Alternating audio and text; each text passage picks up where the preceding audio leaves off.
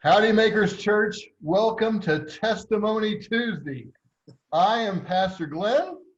And I'm not. I'm Mark with a K, and it's our privilege to bring you Testimony Tuesdays each week. We're going to find you the most encouraging and uplifting testimonies about how God is working in people's lives. And but sometimes it may not even be or always be an interview of some kind.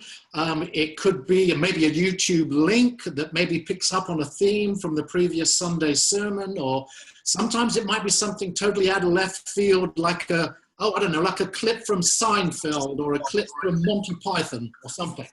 Or Tiger King. Who knows? How fantastic is that? And anyway, today, at huge expense, we've to bring in Lauren Wallis. So, hi, Lauren. Hi, Lauren. Hello. Now, it's great to have you. Before we get into your testimony of the recent Makers things that you've been doing, which are awesome. Why don't you just kind of tell us a little bit about yourself and maybe about some of the other awesome work that I know that you do?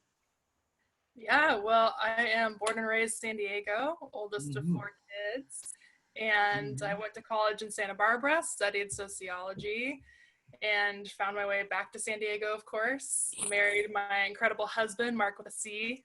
Mark with a C. We've been married for almost 8 years now, which is pretty incredible. And we live in North Park. We love it. And yeah, it's just been an incredible journey as part of this church community since about, for me, 2011. Sure. So I've seen all the changes and all the crazy twists and turns that God's taken our church on. And I also run a small nonprofit for my full-time job, and it's called Yumi Clothing, and we make products that are ethically made and environmentally friendly, and we partner with organizations here in San Diego and Africa doing really incredible work, and our products just support the incredible programs they're doing. That's so phenomenal. What do you do with that? It's amazing. It's amazing. Yeah. My Yumi t-shirt is one of my favorite shirts these days. It's a perfect shirt to work out in. So Lauren, what do you do at Makers? So yeah, I wear 2 different hats. So I work on our marketing and creative team, overseeing our social media. And then I also am our impact director. So I lead our impact team. And unpack that a little bit more. What exactly does the impact team do? I have a sort of sneaky suspicion what it might do by the name, but tell us more about what it does. We try to make it on the nose. Our heartbeat is to impact and serve our community outside the walls of the church. So following the model and example of Jesus of, loving people spiritually by also meeting their physical needs and putting feet to our faith. So creating opportunities for our community to get out there and love our neighbors, serve each other. And sometimes that looks like creating a new ministry within Makers and stepping into that need. But oftentimes it looks like partnering with existing organizations that are just doing incredible stuff in San Diego and linking arms and partnering together to love our city well. That's great. Wow. That's great. I love that expression, to love our city well. Well, I absolutely love that. That's so great, yeah. Lauren, I hear there's some really neat stuff that happened recently. What all happened? Yeah, I mean, it's been pretty crazy, as everyone knows, how we had to kind of shift and pivot when COVID-19 hit and just the season we find ourselves in. A lot of service opportunities we had on the calendar got canceled. It was a lot of in-person opportunities to help and support our partners. So we kind of had to look and go, what are our urgent needs? What's immediately happening that we need to kind of step into? And so one of those things has been the care team, which is led by Chelsea Knox, and they're absolutely incredible. They take care of our community within Makers. Amazing, yes. Delivering groceries and making meals and sending cards. And so we've kind of teamed up and said, hey, do you need extra help? Send some of the impact volunteers to help make those deliveries, for our older folks and for the families that are just stuck at home with a bunch of kids and it's hard to go to the grocery store and, need some extra help. So that's been really amazing to watch our community step up, even more so than they already were And then another cool thing is we had a blanket drive. So we partnered with the San Diego Rescue Mission downtown, and they asked us to make blankets for their homeless families that live at the mission that are transitioning out of homelessness, as well as all of the homeless that are downtown. So when you say make a blanket, did they have to knit a blanket, or what did that look like? No, it was so easy. It was no sew. So you don't have to have a cracked bone in your body to be able to sew. No, it's so. That's awesome. Yeah, we had 40 plus volunteers from Makers drive by the church, pick up a blanket kit. We had 60 blanket kits that got made for men and women on the street, and they all came with a note that said, God loves you, a church family is praying for you, you're not alone, and it connects them to resources at the mission. And so there was a lot of new faces that came by the church, a lot of families. Really incredible to see our people just wanted to do something hands-on to give back in this time, and they just really showed up big time. And then this last Tuesday was Giving Tuesday, which some people might be familiar with. It's a global generosity movement, and so it's really encouraging people to donate to their favorite nonprofits. And so we as a church got to step into that. And, I'm listening, learning, and communicating with our partners of, who's doing what in the city and who's doing it really well. And so I was able to submit a proposal to our pastors and our incredible board for 8 organizations that are really meeting the needs of our city. In just really tangible ways. 8? And so we were 8. Wow. Awesome. You've been working hard. Yeah. We were able to make donations to each of these organizations that help low-income students and families, elderly, refugee families, and immigrant families in San Diego, as well as the homeless. And so, to everyone donated to Here for Good, we shifted from the Building Innovation Fund to Here for Good Benevolence to take care of our city in this time of need.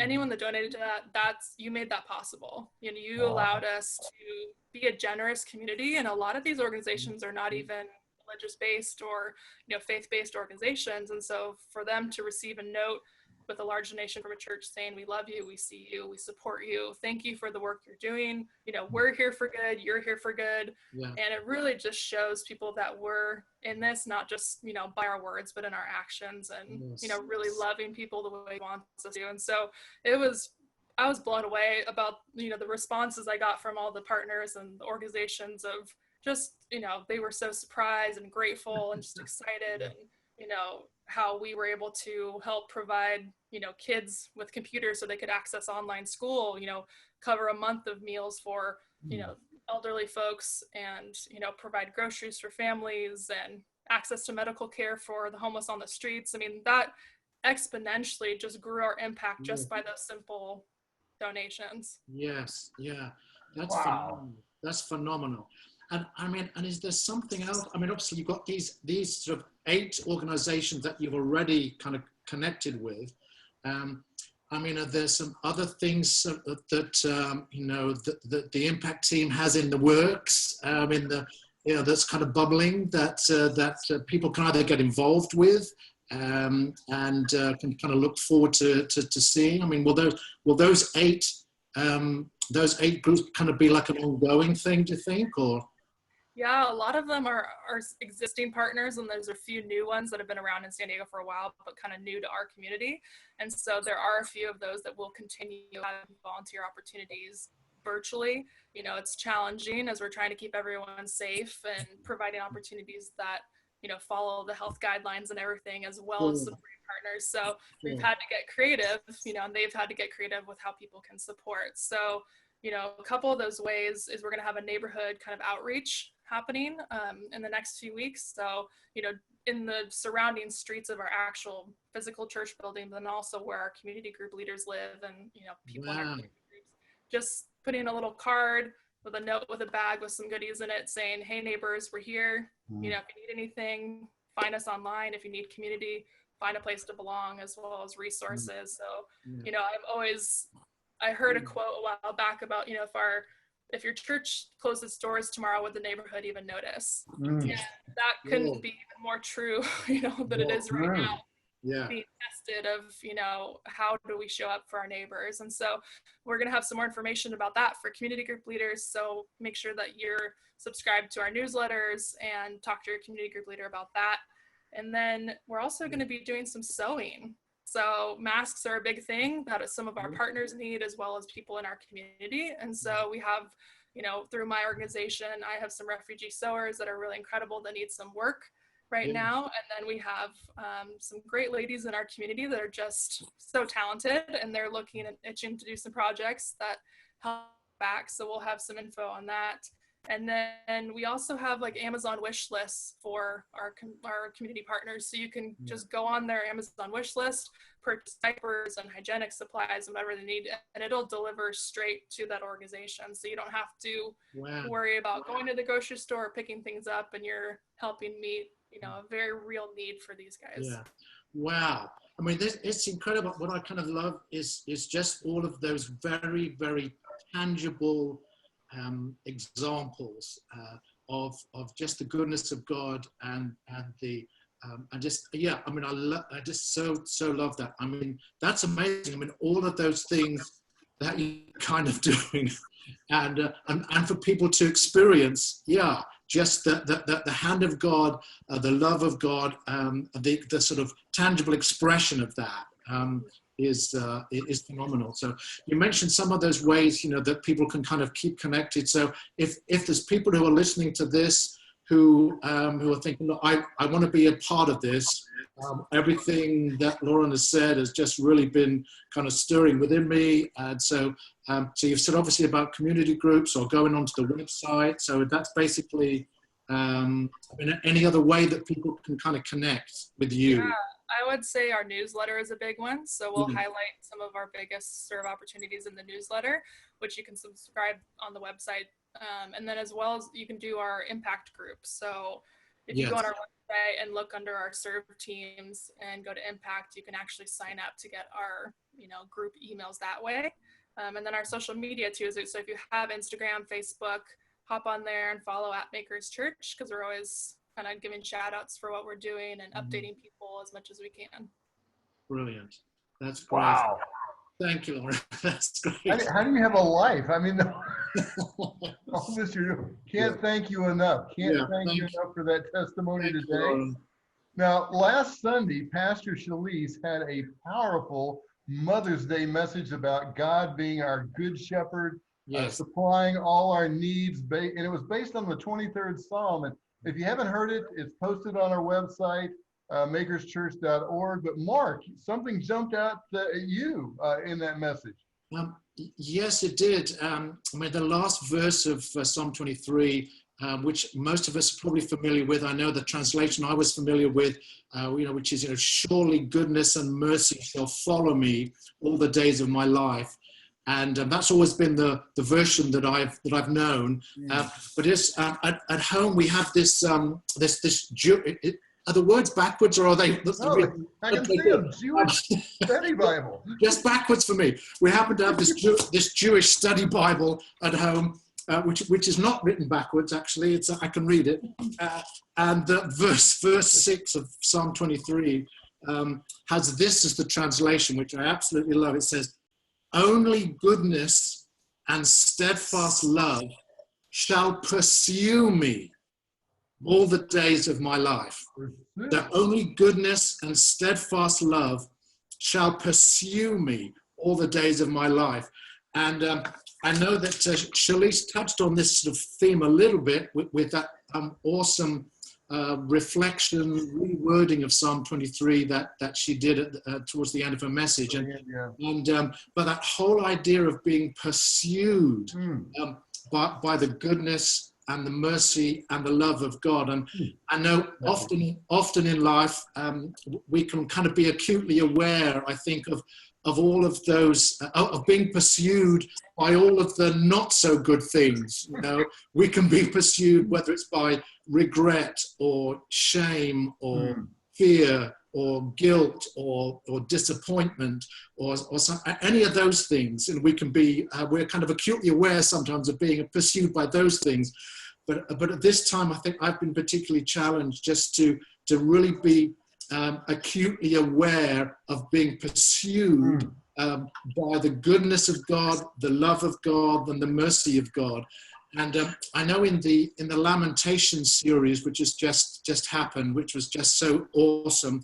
Again, one of the lines really hit me from chapter 3, verse 20 and 21. It says, "My soul is downcast within me, yet this I call to mind, and therefore I have hope. Because of the Lord's great love, we are not consumed, for his compassions never fail." And it was that phrase, "Yet this I call to mind." And that's been my challenge. What am I calling to mind? What am I calling to mind? The fear or the anxiety or the guilt, or am I calling those things to mind, or am I calling to mind the goodness of God which pursues me, the love of God which pursues me, the mercy of God which pursues me? And now just being challenged to remind ourselves of being pursued by those things. And even as you were talking there, Lauren, I mean, you are doing that, by what you are doing. Yes.